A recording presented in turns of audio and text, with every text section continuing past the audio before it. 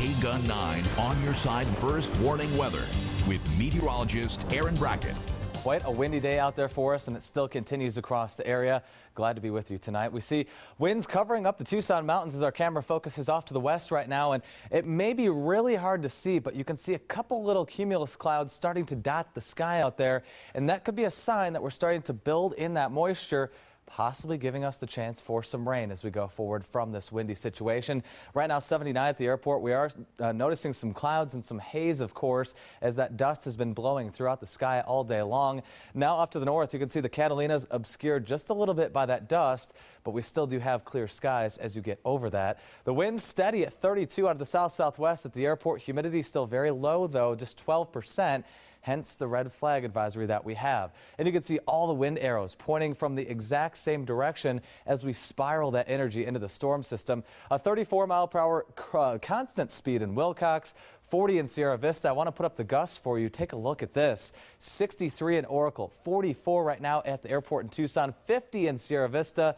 In the 50s in Douglas, 51-mile-per-hour current gust. Our peak wind gusts for the day are equally impressive. Summer Haven, 62, 61 in Guthrie, same in Fort Huachuca. And as we go down the list, still very impressive totals from Douglas to Ryan Airfield. It's important to note that the criteria for a severe thunderstorm, wind that can do damage, is 58 miles per hour, and a lot of these are above that. Not even from thunderstorms. Here's what we go for in the future now with winds, 35 by 9 o'clock, 30 by midnight. Then we finally start to really ramp them down into the 20s in Tucson. It'll take a little bit longer in Cochise County and areas south and east of Tucson. It'll take longer for the winds to wind down, but still, we'll finally be in the 20s by the morning commute for tomorrow. Here's what we have going on still through 8 o'clock. A high wind warning for Cochise County, wind advisory for everyone else. Also a blowing dust advisory for the entire viewing area. Once again, all these watches and warnings go until 8. Also included in Tucson, the red flag warning for that high fire danger. Here's what we're looking at moisture-wise, though. We actually are seeing some very light rain from Flagstaff down to Phoenix. You can clearly see that low spiraling itself ever closer. The trick is now just going to be getting that moisture far enough south. We'll see if we can do it as we go into tonight. On the local scale, some very light showers near Phoenix, but as I mentioned, we're so dry near the surface. We'll have a lot of that rain coming down as virga, or rain that evaporates before it gets to the surface. Winds will still be with us tomorrow, though, 25 to 35 miles per hour off toward the northeast. Here in Tucson, 15 to 25, a far cry, though, from what we've seen today.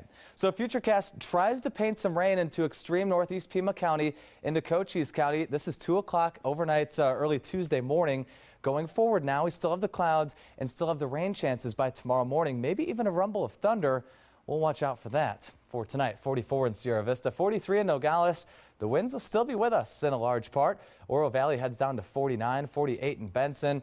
And here in Tucson, 52. So cooler than last night. Very widely isolated showers, but the wind will slowly relax. I want to emphasize slowly. It's going to take some time. Just 68 tomorrow. A huge drop in temperatures. Partly cloudy skies. We'll have that slight thunderstorm chance with us as well.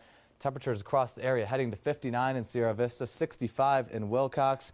And elsewhere, we'll see temperatures a lot cooler. Here's your 7-day now. That 68 is followed by a 73 on Wednesday. Then we ramp the temperatures up rather quickly as high pressure builds back in. We could see 90 by Sunday.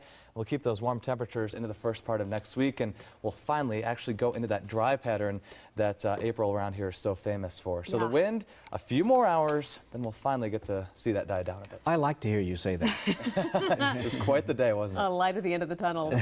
Aaron, thank you. Hey, let's